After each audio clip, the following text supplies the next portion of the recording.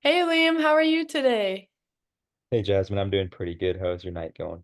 It's awesome. I just wanted to thank you first and foremost for taking the time to get on this call with me. I'm really excited to talk with you and hopefully help you out a little bit. Yeah, absolutely. Thank you so much for taking the time to meet with me. I really appreciate it. Of course, always. Um, is the voice and audio and picture and everything okay? Yes, it's going good now. I was having a little bit of computer difficulties, but it's going good now. So thank you. Okay, if at any time during the call, if there's any technical difficulties, we can stop. Just let me know. We can figure something out with it. So. Thank you very much. Yeah, of course.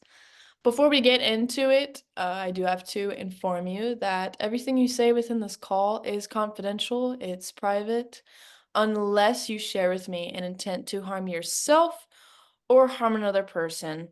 I'm also a mandated reporter, so if you share information about any possible situations of abuse or neglect, I do have to report that. But anything else outside of those factors, free game. Everything you tell me here, stays in this call. This is a safe space for you to talk and share how you're feeling. I just needed to inform you of that before we went ahead and jumped into things. Okay. Thank you very much for letting me know. I appreciate it. Of course. Are you ready to just hop right into it? Yeah, I think so. I think so. Okay, cool. So, what brings you in today, Liam? Yeah.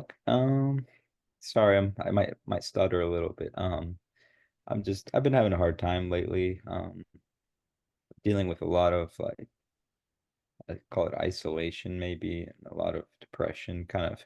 I think it's because of the isolation. Mm, Um, I have a hard time. I don't have a lot of friends. I haven't really ever had any romantic relationships. So I'm just kind of isolated, and I've just been feeling really just depressed and kind of meaningless because I just don't really have many people around me to I don't know, talk to. You know what I mean? gotcha. Yeah, so the lack of community is kind of growing these feelings of depression and anxiety that Yeah. are stemming from the isolation. Exactly. Yeah. Yeah. That's how I've been feeling lately. Okay, how long do you think you've been feeling this way? It's been going on. I mean, it's kind of been a reoccurring experience throughout my life, it's like a lot through my childhood as well. But I've been feeling like the most heaviness and depression just this past year. Mm, Um, just felt the most alone during this last year, you know? mm. You've always felt that way. You've felt this sense of uh, lack of community in your life. Do I have that correct? Yeah, absolutely. I mean, I was homeschooled as a kid, Mm, so I mean, I had a pretty big family, but even then I was still just felt alone. I'm the middle child, so I just feel kind of just alone throughout a lot of my life. It's kind of like a common theme in my life. right, right. I'm sure. I mean, being homeschooled, your community is your family, and vice versa, or in comparison to someone who went to his school. So that's Yeah. understandable. That's very understandable that you feel that way. You mentioned that the past year it's kind of amped up a little bit. Was there an event or a situation that kind of made that amp up a little bit, or was it just random? Yeah. There was probably, I mean, not maybe not an event, but I've had some like childhood friends, Mm, um, and I've kind of grown away from them. So I've always had this kind of sadness and like loneliness feeling, but it's kind of amplified more after I've like kind of lost connection with my childhood friends, and I'm just mm, really feel like I'm alone out here, you know? mm. Could I ask you a question? Yeah, go for it. Do you feel like having those childhood friends that you grew up with, especially being homeschooled, having those people so close to you and growing apart from them, is it hard making new friends now? Does that seem daunting to you? Yeah, I would say so for sure. Um, yeah, I kind of deal with some social anxiety, you know. I have a hard time like just introducing myself, or Mm, even just sometimes I have a hard time even communicating with people on a regular basis, day to day. Like I get built up with a lot of anxiety. I stutter a little bit when I meet new people, and yeah, I'm just kind of I don't have a lot of self-confidence. right. Yeah. So when you feel that anxiety of meeting new people, what is that experience kind of like for you? What does it feel like? What's going on mentally, physically? What's happening? Um, well, like physically, I get like a fast heart rate, and I like kind of start to sweat a little bit just where I'm just engaging in a conversation with, especially with when it's somebody my age and somebody that could see myself being friends with, you know. Yeah. But I think a lot of it comes from like I think they're gonna think I'm weird, or like I'm a Mm, nerd, or like just they're just not gonna like who I am, and they're too cool for me, or have too much things going on to take the time to like get to know me, you know? mm-hmm. Yeah, I hear you. It's hard. It's hard just making that first step Yeah, or making the effort to have the community, right. especially if it's something that brings on these feelings. It's no wonder it's so hard. So I hear you on that. Yeah. Could you think of a time that you didn't feel that way, where it was maybe easy for you to meet someone new, or it was easy to have a friend? Hmm. I feel like it's ever since kind of the beginning of high school is when a lot of these feelings kind of started to form. I watched a lot of my friends kind of make new friends that were like went to public schools or were I don't know what quote unquote cooler than me. Mhm. Um, that's when I first started like because before I could like I was just a kid, so I could really just hang out and talk with anybody I wanted to. Yeah. So after a while, I just kind of just built up more insecurity about myself, especially as like I feel as I'm getting counsel I've reached out to get counseling is because I've kind of started to realize the more I isolate myself, the more I kind of get more insecure about myself and Mm, stuff like that. mm. It seems like you're stuck between these two things. You want to isolate because it's uncomfortable, but you don't want to isolate. So Yeah. you have these two conflicting parts of yourself kind of at a war. Do you feel that way? Yeah, 100%. Because I really like my alone time. Um, Yeah. I really love being alone, but then just when I'm alone for too long, I just really crave, you know, some human connection. I want to be able to share what's going on with my life and, you know, Sure. have some good times with some other people. Yeah. Oh, yeah, of course. Yeah. In those moments when you are meeting new people, what helps you feel more comfortable and lessen that anxiety? Hmm, that's a good question. Let's see. A lot of times when I'm like not around big groups, I can kind of just talk to somebody when it's just a little bit like less things going on around me. Yeah. Uh, or if it's some place that I'm used to kind of going to and seeing people, like church, for example, I feel a little bit more comfortable talking to people there a little bit, but when I'm like when I enter into rooms with big groups, I kind of freeze. Mm, mm. So maybe a more controlled environment or one-on-one is a little more comfortable for you. Yeah, yeah, that's about right. Okay. Yeah. That's good information, right? So we can take that and we can kind of lean into it, you know? When's the Hmm. last time you've been in a setting like that and it went well for you? Hmm. That's um. I went to like a church event, and I kind of it was like a church meeting kind of thing, and I met somebody that it was a lot of people in the room, but at the same time we were at a table where I could just talk to this Mhm. person one on one, and we could kind of get to know each other. Yeah.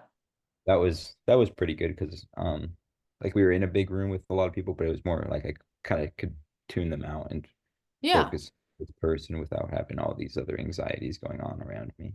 Yeah, for sure. Yeah. So it seems like maybe more one-on-one and a comfortable environment is good. And you've seen that through your most recent experience of meeting a guy. Yes, it was a big, there was a lot of people, a big environment, but you still felt comfort with that. Yeah. Yeah. So I'm wondering if that worked out for you in that situation. Do you think it could work out again in the future, possibly? Yeah, I definitely think it could. Like after that, it built up a lot of like hope and like a little bit of confidence within me after Yeah. that. But then I kind of let it dwindle out. I mean, I took that and I was like, wow, that was really good, but nothing really came of it. And I know there was some steps that I would have had to take in order to like Mm, further a connection with somebody. mm.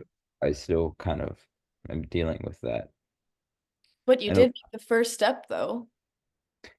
yeah, that's true. I think that's the hardest part is taking that first step. But then after I've taken that first step, it's kind of a really rewarding feeling that I get.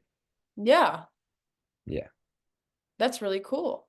yeah, That's exciting.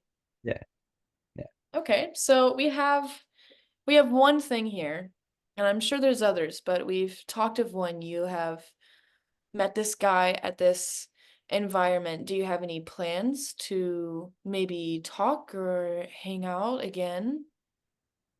I never really set up any plans. I mean, I have his phone number, so I feel like I could reach out, but that's something that Yeah. another thing that I'm kind of scared to do is kind of just going to that next step is also really scary after that first step, like really building a connection with somebody kind of Right. intimidates me a little bit, you know? It's intimidating. It's Yeah, intimidating taking those steps and figuring out that area on, where you stand. Do you like this person? So those feelings are completely normal and they're warranted even. It's a very natural thing. And you're just figuring it out. And it's a really beautiful spot to be in. Like you mentioned earlier, you have this anxiety of feeling isolated and this depression that comes with the isolation, but you also want to isolate. right. So maybe using this experience and growing within it can help you take these two sides that are battling each other of wanting to isolate and not wanting to isolate and figuring out a good middle ground for them. That way it'll bring maybe more rest. What's your thoughts on that? Do you agree with that? Yeah, yeah, definitely. Because that's something that I struggle with a lot. It's a lot of frustration because I I hate the isolation and the depression that brings. But I also hate that, like you were saying, that the two different sides warring within me. I don't like that taking that first step and having that anxiety. So it's really frustrating for me to like sit alone and be like, oh, I'm Mm, so sad that I'm alone. But then mm, I won't take the necessary steps to change things. So it's kind of frustrating for me. But I absolutely see what you're saying. That would be definitely rewarding to actually just commit to taking more steps, you know? yeah. You've taken the first step, which is very hard, so it can build your confidence with when you reach the second step and conquer that, and then you But can move towards the third step and then go on from there. yeah, Even just with this one situation or with any other friends that you have, maybe working through those difficult areas, and hopefully it'll offer you some rest of a sense. yeah, yeah, I think it absolutely would. I think you're right. Awesome. Well, I would love to talk next week more about this. In the meantime, if you felt up for it, I would love to see you maybe reach out to this guy, take that second step if you're comfortable, or even just think about it. Contemplate what that would be like, go through it in your head, and we can work towards finding small steps Yeah, to battle this idea because from what I'm hearing is you have just this conflict that is not only frustrating, but it's causing anxiety and it's causing depression. And you're sort of locked up in these uncomfortable feelings that you're having a hard time getting out of. but you also are on the right track to get out of them. And it's Right. exciting and it's hopeful, as you said. So you have a lot of emotions going on, and there's a lot of things going on. And I think there's a beautiful thing about the chaos and finding Yeah, growth through feelings like that. yeah, definitely. I kind of after you said like maybe take some time to think about it, I kind of realized, thank you for saying that, because now I'm really starting to realize that I should reach out to this person. I think because that fear really took a hold of me, and I was kind of too scared. So I just kind of locked it out of my mind. I'm not even gonna think Yeah. about it. So I think that helps a lot to even just think about taking the next step, even if I'm not going to do it right now. I think that Yeah. helps just think about maybe reaching out to him. Because I just blocked that out of my mind completely. Right. The fact you're willing and even able to contemplate the idea of doing something like that just shows that you are more than capable of doing that for yourself and taking those steps and having confidence as you take those steps. And that's something you should hold on to, is that you do have the confidence and you do have the capabilities and you are more deserving of having those friendships and diffusing these uncomfortable feelings for yourself. And I believe you can absolutely do that by the time we talk next week. There's no doubt in my mind. Thank you. Thank you. That's really encouraging. Of Gives me a lot course. of confidence. So thank you. Thank you very much. Is there anything else you would like to cover before we have to go? I think that's it. Honestly, you helped a lot. Kind of get my mind rolling and start to think about these things. Awesome. I'm so glad.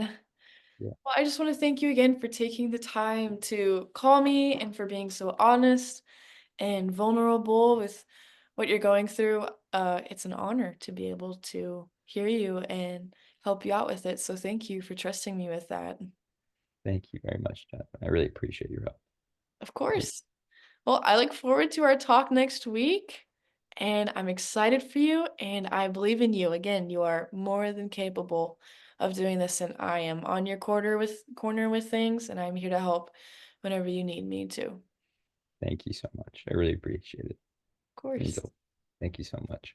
Of course, Liam. Well, I'll talk to you next week. Sounds good. I'll see you next week. Thank you so All right, much. cool. I wish you the best. Thank you. I'll see you later. Okay, bye. Bye.